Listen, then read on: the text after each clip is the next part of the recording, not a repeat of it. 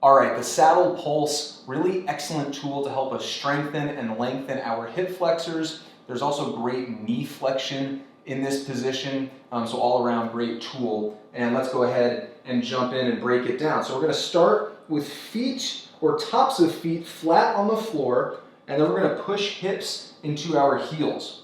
Now it's totally fine if your ankle mobility is a limiting factor here, right? Ultimately what we're trying to do in this movement is lean back as far as we can, come up slightly, and then continue to lean back. That'll be our pulse. But if you're unable to lean back because of the limitation with regards to ankle mobility, it's okay if this is your pulse, right? If it's more of a rock back and forth.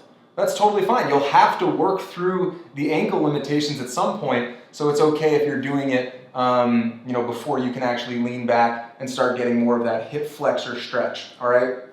But that's really it. I'm gonna lean back, I'm gonna find what feels like a good end range, and I'm gonna come up slightly, off tension. I'm still contracting, it's just not as deep as when I lean back.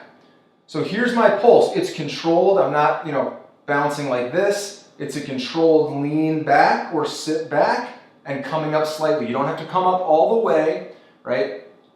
Back, I come off a bit. Back, I come off a bit.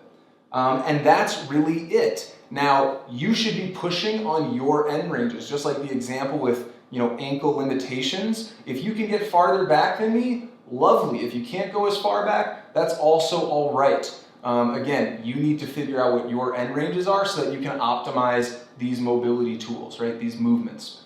So anyways, just make sure you keep that in mind. But other than that, I hope you have fun with this movement, and I hope you have fun implementing it in your fitness practice.